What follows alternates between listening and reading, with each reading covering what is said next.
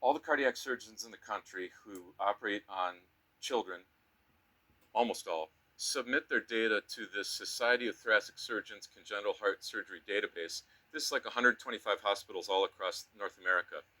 And a group of researchers pulled out the data from all these operations and picked out the ones who had diagnosis of trisomy 18 or 13 for this 8-year period, including 2010 through 2017. And they found that in that 8-year interval, there were 343 operations between those two diagnoses, 13 or 9 per year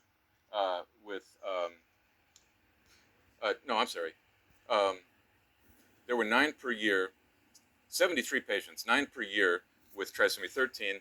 There were 270 patients with trisomy 18. That makes 34 patients per year.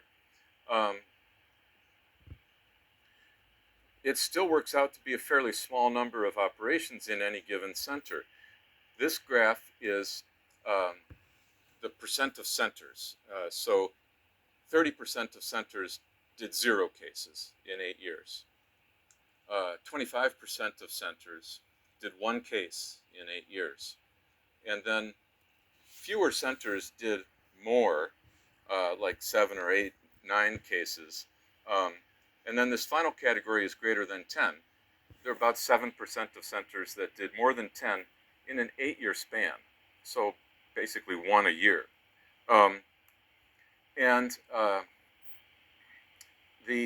So that really is a small number of patients. I think I got myself out of order. I wanted to go to this. So this is just sort of some back of the napkin calculation based on the number of births that occurred in the US per year, which is about 4 million, the number of operations that are reported to the database for all children, which is about 25,000. 10% of those operations, it has been reported in our literature, are kids with trisomy 21. Looking at trisomy 21, 18, and 13, what's the incidence? How many babies are born with this? And it's lower for 18 and even lower for 13. Of those, what percent have a heart defect? We already know those numbers. So do the math. There should be 2,150 kids with trisomy 21 and a heart defect. There should be 552 kids per year in the country with trisomy 18 and a heart defect, and 101 with trisomy 13 and a heart defect. Whereas in the database, this is just eyeballing it, but if 10% of kids in 25,000 cases, then there were probably 2,500 operations on kids with trisomy 21. And we know from this last study, there were 34 per year in kids with trisomy 18 and 9 per year in those with trisomy 13. There are more operations on infants with Down syndrome than there are births with Down syndrome. So some of them had more than 1 operation in a year, which is expected. But I think it's safe to assume that fundamentally 100% of those had surgery. And so a center that did 200 children a year, 200 pediatric operations, which is a kind of an average for 2 or 3 surgeons, kind of your standard issue cardiac center. It's not a small one, it's not a really big one, but if a center is doing 200 cases a year, they're probably doing 20 kids with Down syndrome. And if you just did the numbers, they should be seeing 4 children with a defect and trisomy 18 per year, so 32 in 8 years, and they should be seeing 1 with trisomy 13. And so there are a lot of children who have defects and who don't get operated for a variety of reasons. But only 6% of the kids born with trisomy 18 and a defect got an operation, and 9% with trisomy 13. So very low numbers. And some of that is because of the choices that families made, and some of that is because patients never even got out of the NICU. They were treated in a way that was not intended to prolong their life, and so they never got to a consultation. But a significant number of those are cases that did survive out of the neonatal period, and yet no intervention no intervention took place. Not to pin it on one person or another, but no intervention took place. So now I'll go back to this. Here's where we are today. This is really something amazing. This was just published a couple of months ago in our premier journal of cardiac surgery, which is the Journal of Thoracic and Cardiovascular Surgery. A group of surgeon experts got together, and there isn't a lot of hard data in trisomy 18 and 13 surgery because there just aren't enough patients. Each center has this tiny experience, and so it's hard to do studies.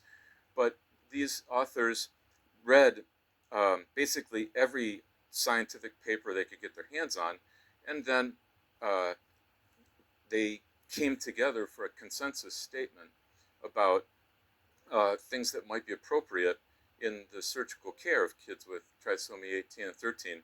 And I won't go through the whole paper, but it's really an important document, and I think it marks a turning point in our profession because they had 9 conclusions in the paper, and it was basically that for low to medium complexity lesions that surgical repair is reasonable.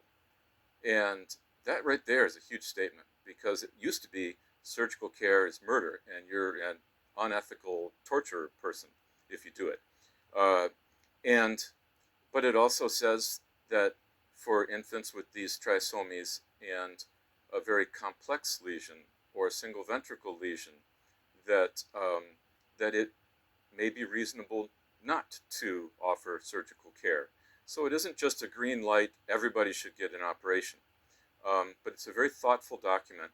And it also says that it's important for surgical teams and cardiac care teams generally to have a multidisciplinary team approach and not just one decision maker or not just an institutional policy, and that it's important to take a holistic view of the family and what are their goals for their child's life, and how is this going to impact them?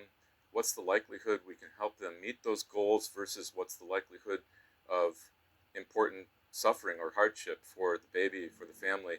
And it's really, really important. This is something we learned in Omaha, and something we contributed to the literature, is that you can do more harm than good despite your best intentions by operating on one of these kids. And the whole family, the whole picture has to be taken into account and understood. So really a landmark paper, and I think it reflects it reflects a real evolution in thinking within our field, and I would say that's reflected in the consultations that I get. I still, although I left Omaha 3 years ago, I still get a phone call from time to time, or one of my colleagues will spring one on me, and I try to keep up with those. But we're not seeing 100 consults a year. Now, if I was offering surgery, maybe I would see more. But at this moment, I'm sort of retired. But the demand for consults, I believe, is less. And for the ones that I see, now I'm more often hearing from the medical team, and they're asking for a second opinion. And I try to always respond to the medical team first and try to suggest treatment. And if they feel able to undertake that at their center, it's ideal for the baby, for the family, and for the treatment team, so that they can learn and grow. And so I believe that's happening more and more. And I think that the goal is not to have everybody come to one center in the country. The goal is for this to be taken care of by good centers around the country, just like they provide care for all kinds of other complicated and dangerous defects and problems that children have. And I think we're getting closer to that. So on that kind of helpful note, or hopeful note, I'm going to end. And we do have a significant amount of time for any questions that you might have. If you have a question, raise your hand, and